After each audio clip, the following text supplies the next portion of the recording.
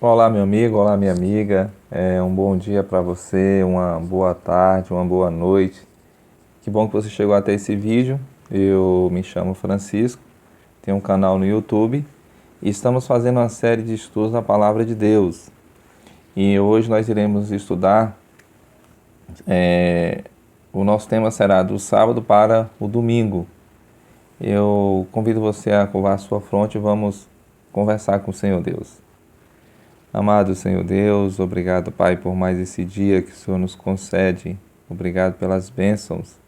Esteja com a pessoa que irá estudar a Bíblia conosco, que o Senhor possa abençoar de maneira toda especial e que ela possa, Senhor, compreender esse assunto que nós iremos estudar. Obrigado, Senhor, pelas bênçãos. Nós te agradecemos no nome do Senhor Jesus. Amém. Então, se você gostar desse vídeo e ficar até o final, que você possa dar um gostei, ou então você possa se inscrever no nosso canal. Tem um botão aqui embaixo de se inscrever e você possa então se inscrever, se você ainda não for inscrito. Estou aqui com minha Bíblia na mão, né, e convido você também a pegar a sua. Nós vamos precisar folhear os textos, né, folhear a Bíblia para poder encontrar os textos. Mas veja só o que nos diz aqui, primeiramente. Embora já tenhamos visto que o sábado é o dia bíblico de repouso, instituído por Deus, observado pelos crentes nos dias do Antigo Testamento, bem como pelo próprio Jesus e seus seguidores nos tempos do Novo Testamento. A maioria dos cristãos hoje santifica o domingo. Quem fez ou autorizou a mudança? Tem ela apoio nas Escrituras? Nesse estudo, essas questões serão esclarecidas, né? Então, você percebe aqui, né, as perguntas que foram feitas, né? Quem fez ou autorizou, né, a mudança? Tem ela apoio nas Escrituras? Então, nós vamos responder na palavra de Deus, né?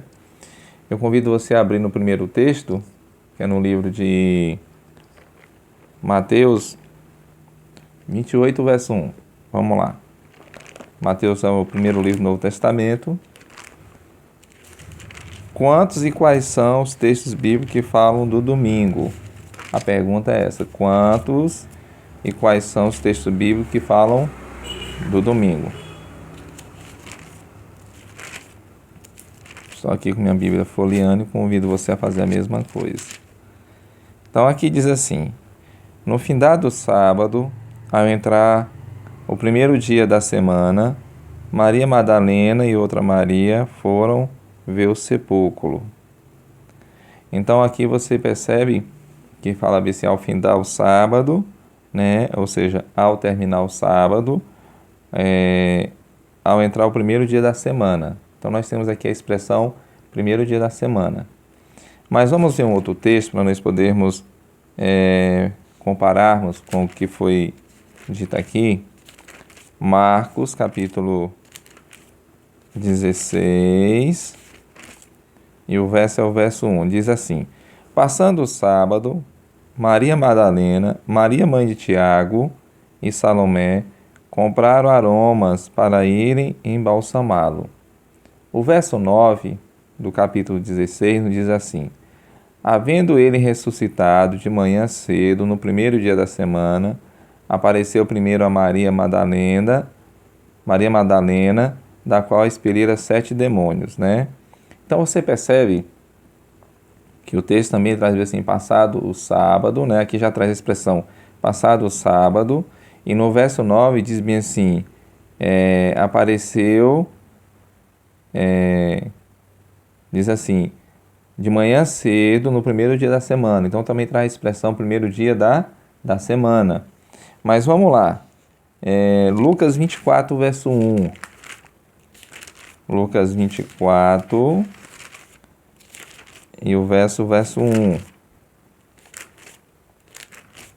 Estou com minha Bíblia aqui folheando e convido você a fazer o mesmo.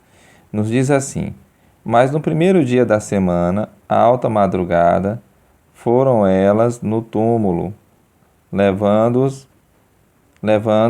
os aromas que haviam preparado. Então aqui também traz a expressão primeiro dia da semana, não é isso? É interessante que o texto fala bem assim, alta madrugada, né? Mas o que é importante é a expressão primeiro dia da semana. Se nós formos em João, o capítulo 20, e o verso é o verso 1, João 20 e o verso é o verso 1, nos diz assim: No primeiro dia da semana, Maria Madalena foi ao sepulcro de madrugada. Sendo ainda escuro, viu que a pedra estava revolvida. Então, aqui novamente nós encontramos a expressão primeiro dia da semana. O verso 19 do mesmo capítulo de João 20 nos diz assim: veja só. Ao cair da tarde daquele dia, o primeiro da semana, trancadas as portas da casa onde estavam os discípulos com medo dos judeus, veio Jesus, pôs-se no meio e disse-lhes: Paz seja convosco. Novamente aqui nós encontramos a expressão primeiro dia da semana. Mas veja só, no livro de Atos, capítulo 20, e o verso 7, nos diz assim, 20, verso 7. No primeiro dia da semana, estando nós reunidos, com o fim de partir o pão, Paulo, que devia seguir viagem no dia imediato, exortava-os e prolongou o discurso até meia-noite. Então aqui também traz a expressão primeiro dia da semana, que fala, né, um evento que Paulo estava pregando, né, e ele prolongou seu discurso, não é isso? Mas o que é interessante aqui para nós é que o texto fala assim, primeiro dia da semana. Se nós formos no livro também de Coríntios 16, verso 2,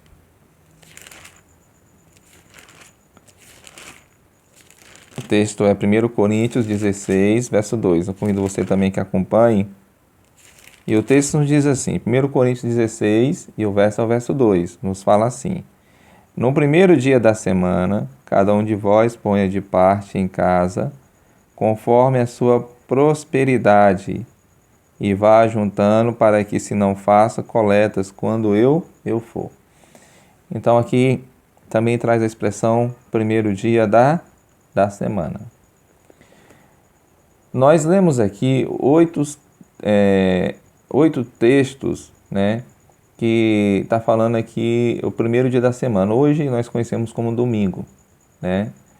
O que é interessante que nenhum desses 8 textos aqui se refere ao domingo como dia de adoração. Na Bíblia, o símbolo da ressurreição de Cristo é o batismo e não o domingo, né? Então, assim, você sabe o que é interessante? Esses 8 textos que nós lemos aqui falou mais sobre a questão de as mulheres irem ao túmulo de Jesus para embalsamá-lo, e lá encontraram, chega um momento aqui que nós vemos que encontraram o túmulo e a pedra estava revolvida, né? A pedra estava tirada. Em um outro texto aqui, nós achamos também os cristãos que estavam em um local fechado, mas eles não estavam adorando a Deus porque eles estavam com medo. Eles estavam com medo. O texto é claro em dizer isso. E Jesus então chega, né? E Jesus entra naquele lugar. E nós vemos 2 textos em Atos. Nós vemos um em Atos e outro em Coríntios, que Paulo estava pregando e prolongou seu discurso, né? Entrando no primeiro dia da semana. E o outro nós vemos a questão da coleta que foi feito. Então Paulo pediu que deixasse ali separado, no primeiro dia da semana ele passava e pegava. Nenhum desses 8 textos que foi lido aqui remete à adoração. Mas alguns dizem assim, mas nós guardamos o domingo porque Jesus ressuscitou no domingo, né?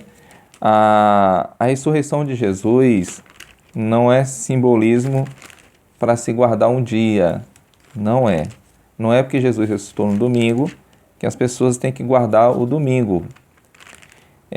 A ressurreição de Jesus, ela é um simbolismo de batismo. Por que ela é um simbolismo de batismo?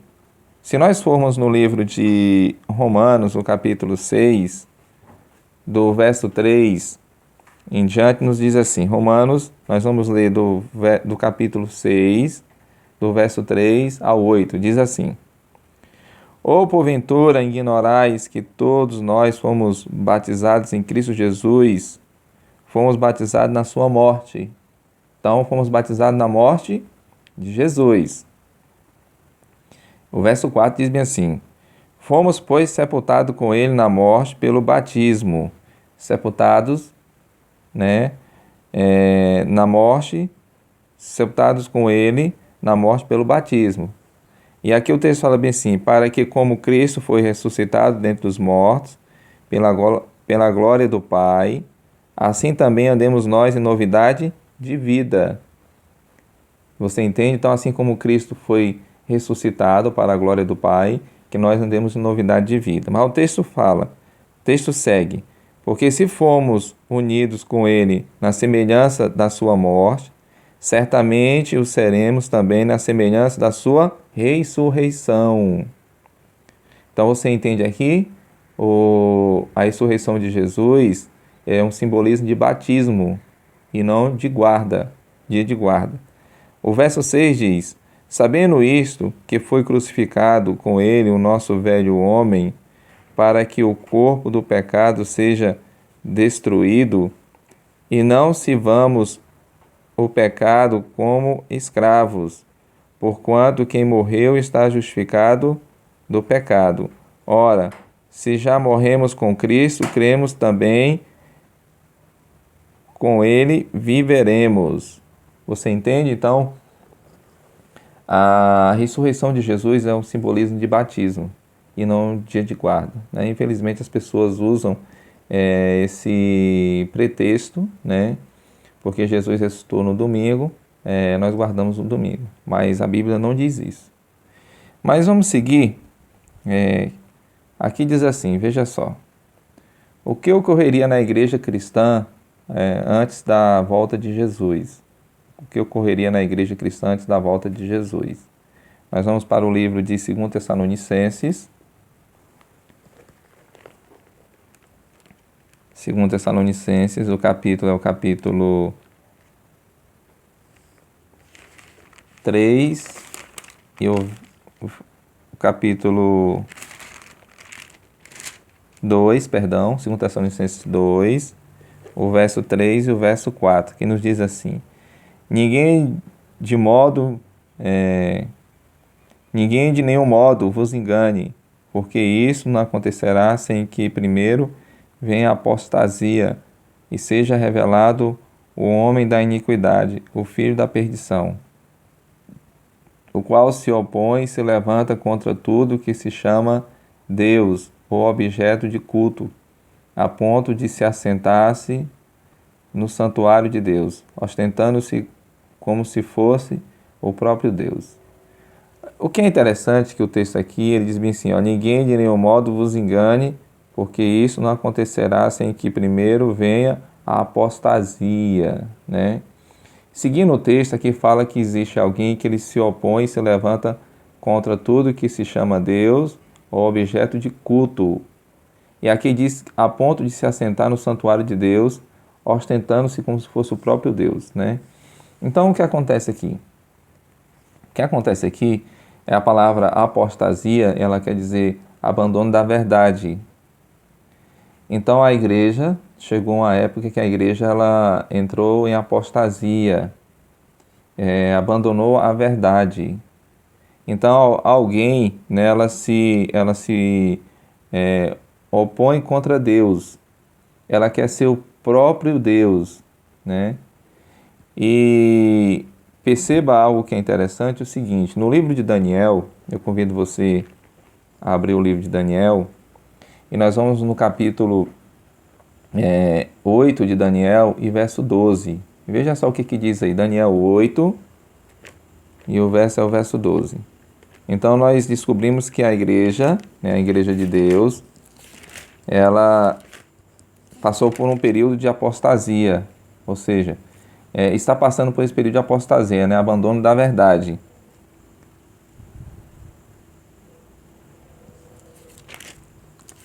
Daniel 8, o verso é o verso 12. Estou com minha Bíblia aqui aberta, convido você também a fazer o mesmo. E aqui diz assim, 8:12. O exército foi entregue com sacrifício diário, por causa das transgressões, e deitou por terra a verdade, e o que fez prosperou. Então você percebe que a verdade ela foi jogada por terra, né? A verdade de Deus foi jogada por terra. E aqui diz que quem fez isso prosperou, né? Então nós percebemos que qual seria a situação da igreja antes da volta de Jesus? A igreja passaria por um período de apostasia, né? Abandono da verdade, não é isso? E que alguém jogou a verdade por terra e no que fez prosperou. E realmente a verdade de Deus ela foi jogada por terra e ela está sendo pisoteado, né? Pisoteado pelo inimigo de Deus. O que é interessante aqui é o seguinte, vamos lá. Que prática era observada entre os pagãos no tempo de Moisés? Vamos ver no livro de Deuteronômio, capítulo 4, verso 19. Vamos lá? Deuteronômio 4, e o verso é o verso 19. Nos diz assim. Estou aqui com minha Bíblia aberta aqui, convido você a fazer o mesmo. 4, verso 19.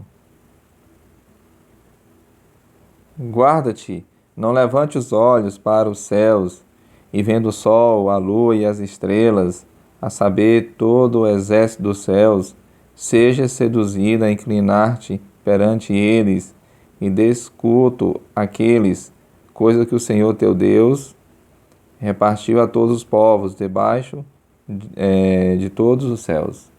Então, qual era a prática que o povo pagão tinha naquele tempo, né, no tempo já de Moisés? Qual era a prática? Se nós formos olhar aqui o texto é interessante, que diz assim, veja só, seja seduzido a inclinar-te perante eles e dê culto àqueles, né? O que Deus estava dizendo aqui? Que essas pessoas, elas não viessem adorar, né, o sol, a lua, as estrelas, não viessem adorar. Então você percebe que já no tempo de Moisés, os pagãos eles tinham esse costume, né, de adorar o sol, a lua e as estrelas. Mas o capítulo 17 de Deuteronômio ainda, e o verso 2 diz assim, quando no meio de ti, em alguma das tuas cidades, que te dá o Senhor, teu Deus, se achar algum homem ou mulher que proceda mal aos olhos do Senhor, teu Deus, transgredindo a sua aliança, né? O verso 3, que vá e sirva a outros deuses e os adore, ou ao sol, à lua, ou a todo o exército do céu, o que eu não ordenei. Então você percebe aqui novamente, Deus aqui falando sobre a questão de pessoas que adoravam o sol, a lua e as estrelas, e Deus fala assim, eu não ordenei. Então naquele tempo, já no tempo de Moisés, os pagãos, eles adoravam os astros, o sol, a lua e as estrelas. Mas também, veja só, que costume havia entre o povo de Deus no tempo de Moisés, né? Agora vamos falar o costume que havia entre o povo de Deus, né? Qual era o costume que havia entre o povo de Deus? Nós vamos para o livro de Êxodo, capítulo 16, Êxodo 16.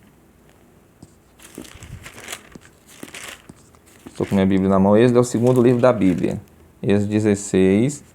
O verso é o verso 22 e 23. Diz assim, ao sexto dia colherão pão em dobro, 2 gômeres para cada um.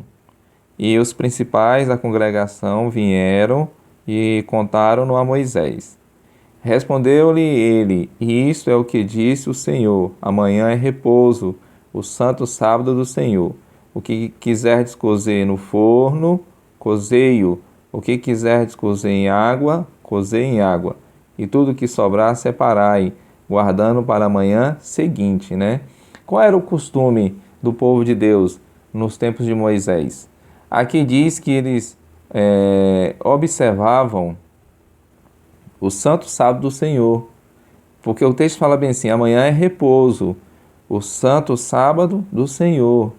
Então eles eram observadores, né, e do sábado, e eles tinham esse costume de guardar o sábado, né?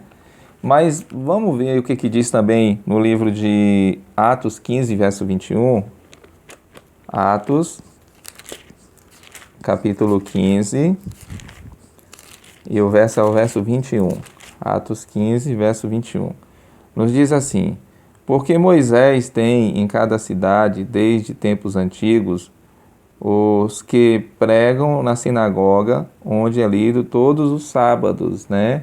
Então você percebe aqui também que traz o texto para Moisés, né?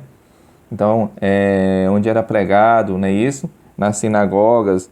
E quando era lido nas sinagogas, né? Todos os sábados, você entende? Então, o povo naquela época, o povo de Deus, né? O povo cristão, eles observavam o sábado, né? Que hábito Jesus e o apóstolo Paulo tinham em comum? Vamos descobrir que hábito comum o apóstolo Paulo e Jesus tinham em comum. Lucas 4,16 nos diz assim: indo para Nazaré, onde fora criado, entrou no sábado na sinagoga, segundo o seu costume, e levantou-se para ler. Então, qual era o costume de Jesus? Qual era o hábito de Jesus? Aqui fala que no sábado ele ia para onde? Para a sinagoga, né? Mas e Paulo? Será que Paulo também tinha esse hábito, esse costume? Nós vamos para o livro de Atos, capítulo 17, e o verso é o verso 2. Atos 17, verso 2. E diz assim: Paulo, segundo o seu costume, foi procurá-los e por 3 sábados arrazoou com eles acerca das Escrituras. Então perceba que Paulo e Jesus eles tinham o mesmo hábito, né? Eles estudavam as Escrituras, né? Eles iam à sinagoga, você entende? Mas vamos seguir? Paulo e Jesus então eram observadores do sábado, né? Como Jesus considera certas práticas cristãs que não têm fundamento bíblico? Vamos descobrir? O livro é o livro de Marcos. Convido você a, depois do livro de Mateus, você vai encontrar o livro de Marcos. O capítulo é o capítulo 7 de Marcos. O verso é o verso 6 ao 8, que diz assim, veja só. Respondeu-lhes, bem profetizou Isaías a respeito de vós, hipócritas, como está escrito, este povo honra-me com os lábios, mas o seu coração está longe de mim. E em vão me adoram, ensinando doutrinas que são preceitos de homens, negligenciando o mandamento de Deus. Guardais a tradição dos homens. O verso 13 diz assim: invalidando a palavra de Deus pela vossa própria tradição, que vós mesmo transmitistes, e fazeis muitas outras coisas semelhantes, né? Então a pergunta é, como Jesus considera certas práticas cristãs que não têm fundamento bíblico, né? E a resposta é, você percebe no começo do texto que nós lemos, que diz assim, em vão me adoram, ensinando doutrinas que são preceitos de homens, né? Então, muitas vezes é ensinado doutrinas, né? Preceitos de homens que não estão de acordo com as Escrituras. Então, perceba que se não tiver aqui nas Escrituras, nós não devemos acatar, nós não devemos aceitar. Nós devemos somente aceitar o que tiver nas Escrituras, né? Assim diz o Senhor, não é isso? Mas vamos seguir. Quem ordenou a guarda do domingo e quando isso ocorreu? Então veja só. Foi o imperador Constantino no dia 7 de março do ano 321 depois de Cristo. A Igreja Romana adotou oficialmente a observância do domingo no ano 364 depois de Cristo, no Concílio de Calcedônia. Constantino era adorador do deus Sol, converteu-se superficialmente, né, ao cristianismo, trazendo para a igreja cristã essas e outras práticas pagãs, né? Então, Constantino era um imperador, né? E esse imperador ele guardava o domingo, em homenagem ao Deus Sol, e ele introduziu na igreja, né, a guarda do domingo. Os cristãos do Antigo Testamento, os cristãos do Novo Testamento, eles observavam o sábado, eles guardavam o sábado. Mas Constantino, quando ele entra na igreja, ele institui agora o domingo como dia de guarda. O que é interessante é o seguinte: se nós formos para o inglês, a palavra Sunday, né, que quer dizer domingo, a palavra sun, ela significa sol. Day, ela significa dia. Então, se nós juntarmos Sunday, quer dizer o dia do sol. Você entende? Então, o domingo é o dia do sol. Deus, sol. Então, Constantino, o imperador Constantino, adorava o Deus Sol no dia de domingo. Você entende? E foi introduzido isso na igreja cristã, né? E muitas pessoas guardam hoje o domingo, observam o domingo, sem saber, né, realmente a história, sem saber por que guardam o domingo. Mas vamos lá. Quem instituiu a observância do sábado e quando isso ocorreu? Quem instituiu e quando ocorreu? Nós vemos quem instituiu a observância do domingo, né? E quando foi o que ocorreu. Mas e o sábado? Quem instituiu e quando foi que ocorreu? Nós vamos para o primeiro livro da Bíblia, Gênesis, capítulo 2, o verso 1 ao 3 diz assim: Assim, pois, foram acabados os céus e a terra, e todo o seu exército. E havendo Deus terminado no dia 7º a sua obra que fizera, descansou nesse dia de toda a sua obra que tinha feito. E abençoou Deus o dia 7º e o santificou, porque nele descansou de toda a obra que como Criador fizera. Então você percebe que o seguinte: quem instituiu o sábado? O Senhor Deus, né? O Senhor Deus instituiu o sábado. E o que é interessante é o seguinte: e quando isso ocorreu, né? Isso ocorreu na criação divina, né? Então perceba que é um privilégio para mim e para você saber que o Senhor Deus nos deixou um dia de repouso, um dia santo, né? Um dia abençoado, que nós devemos observar. E esse dia é o sábado do Senhor, porque Ele criou, né? Ele instituiu, e isso foi na criação. Então isso vem desde o começo do mundo, desde o princípio, né? Mas vamos seguir? Quem deve ter prioridade em nossa obediência? Quem deve ter prioridade em nossa obediência? Vamos para o livro de Atos 5, verso 29. Atos 5, verso 29, que nos diz assim: Então Pedro e os demais apóstolos afirmaram: Antes importa obedecer a Deus do que aos homens. Quem tem que ter prioridade na minha e na sua obediência? O Senhor Deus. O Senhor Deus. Pedro e os demais apóstolos dizem assim: importa obedecer a Deus do que aos homens. Então, se o Senhor fala que o dia que nós devemos observar é o sábado, nós vamos dar prioridade à nossa obediência a quem? A Deus. Nós vamos adorar o sábado, vamos observar o sábado, não é isso? Quer ver um outro texto? Tito, capítulo 1, verso 14. Nós devemos adorar o Criador do sábado, no sábado. Tito, capítulo 1, verso 14, diz assim: E não se ocupem com fábulas judaicas, nem com mandamentos de homens desviados da verdade. Você percebe o que o texto está falando? Que você não deve dar atenção, não é isso? Aqui com fábulas, né? Ou mandamentos de homens desviados da verdade. Se alguém não pregar para você o que está escrito aqui, não aceite, né? São homens desviados da verdade, homens que não têm nada com Deus, né? Então, quem deve ter prioridade em nossa obediência? O Senhor Deus. O Senhor Deus deve ter prioridade. Aqui diz assim, veja só: Jesus é o centro de nossa adoração e serviço. Separou o sábado como dia especial de relacionamento com Ele. Ser fiel na observância do sábado é demonstrar amor a Jesus. Eu agradeço você por ter acompanhado comigo esse estudo e ter ficado até o final. Mas antes de terminar esse estudo, eu gostaria de lhe fazer 3 perguntinhas. A primeira pergunta é a seguinte: você crê que não existe base bíblica para a observância do domingo? Pelo que nós estudamos, né? Pelo que você ouviu, né? Pelo que você viu, você crê que não existe base bíblica para a observância do domingo?